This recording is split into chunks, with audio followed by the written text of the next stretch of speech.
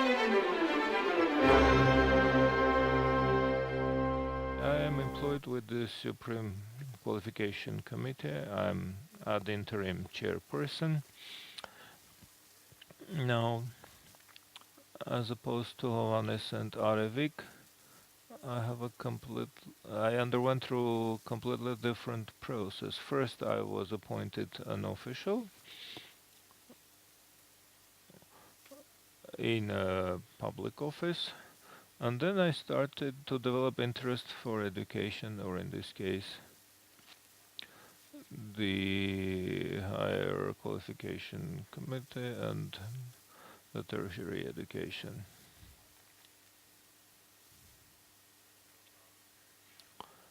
And this office assumed certain functions,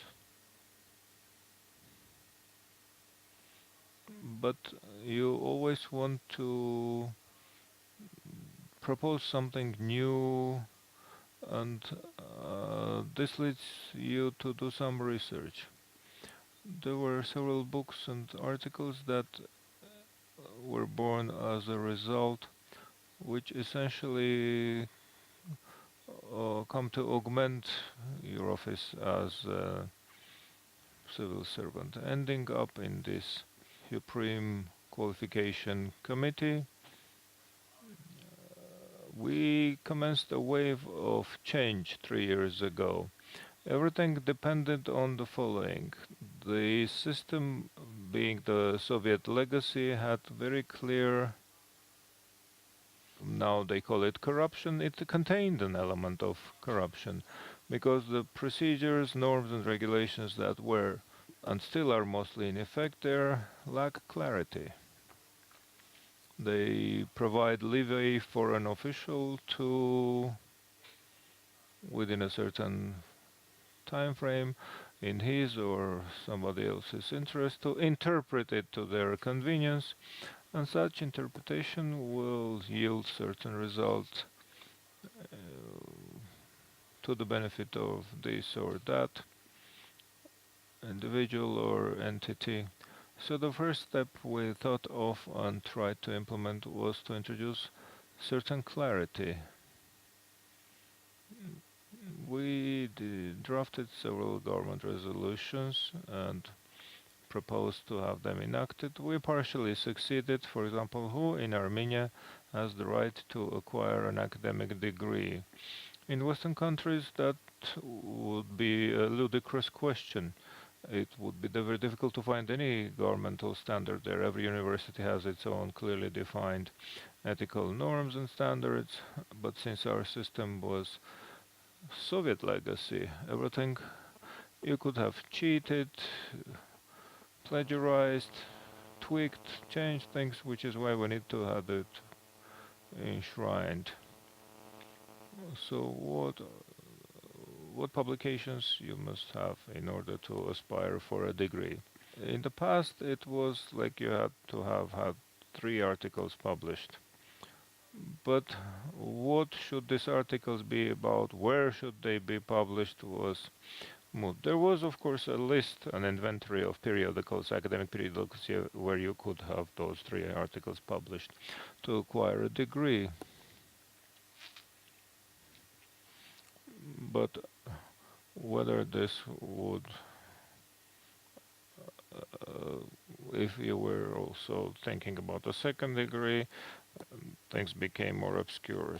So now one of these 3 at least has it has to be a peer-reviewed publication or database, web of knowledge, web of science, where your publication must be included. And we clarified certain nuances pertaining to the degrees themselves. Dear friends, but there is always this restriction that we still feel. One such restriction was that Armenia, in the meantime,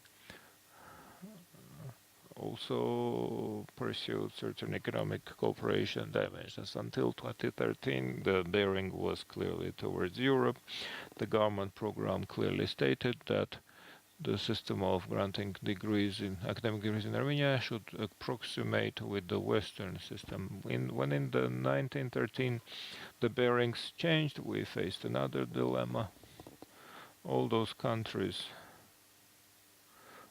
in the EU do have supreme qualification commissions, and they want to adopt common rules and norms. Another impediment still existing is the lack of vision in Armenia. There is no vision. It's not clear where we're headed. No document that would at least indicate a course bearing which way should we go to increase efficiency, increase the number of scholars, to have them comply with the demand in the market. Nothing of the kind. And this makes it very difficult to pursue change. Ziranush asked a question about science that should also somehow steer reform in the education. Tertiary university degree is exactly this junction. In order to change science, we have to reflect on the tertiary higher education, which until this point has not existed by law. There is a law on higher education and postgrad education where there are only two levels, primary and secondary, and the third one, postgrad, is not there. Here, under the current law, it's considered to be not tertiary, but post-university, which is an obscure term. So this is where science and education have to meet, and I welcome our recent idea by the deputy minister. He said maybe we should put in circulation a new draft of the law on higher education. Does Armenia need 2 tiers of education or not? This confusion, everybody realizes what's the difference between the candidate and doctor of sciences. The confusion results in the fact that the second tier is called doctor here, whereas throughout the rest of the Western society, a doctor is the highest degree in university education, which is at the same time the first academic degree. Which is why in our most recent publication, this is called From Postgrad to Doctorate, which spells out what changes need to be put in place, especially in the tertiary level, in order for the Soviet legacy of aspirantura to be replaced by doctorate, which is completely palatable for the Western world. And the third tertiary degree, I profoundly believe, needs to be preserved. It will be an additional stimulus and motivation, incentive for scientists to maintain a level or to go ahead with their research. A similar system exists in Western European countries. And the most important question they keep asking, does Armenia need the Supreme Qualification Committee or not? There are two concepts and opinions here. There are people who got their academic degrees under the old Soviet or Russian system. For them, there's no question the system needs to stay.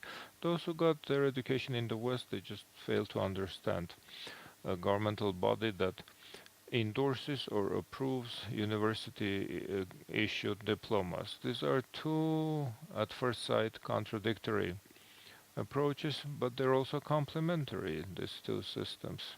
In the first case, if we take Soviet legacy system, which is what we have in effect in Armenia, this Supreme Qualification Committee, which was a public entity, they oversee the output end of the system. The course, for example, now you can be an aspirant where the entry is not overseen.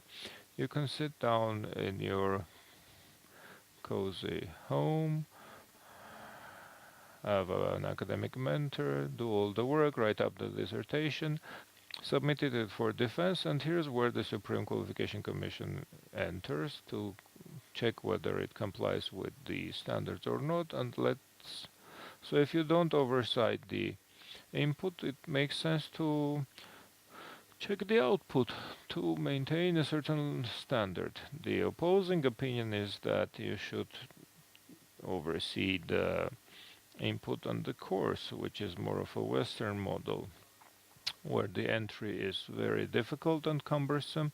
You must have certain skills, research skills, and especially the course. In Western Europe, it's very difficult. If you enter doctorate, it would be very difficult if you don't complete it and defend your thesis. You have to submit reports semi-annually or annually. So whether willingly or not, you go through every motion to satisfy the requirements. Eventually, it no longer makes sense to control the output. End of the process. That's it in a nutshell.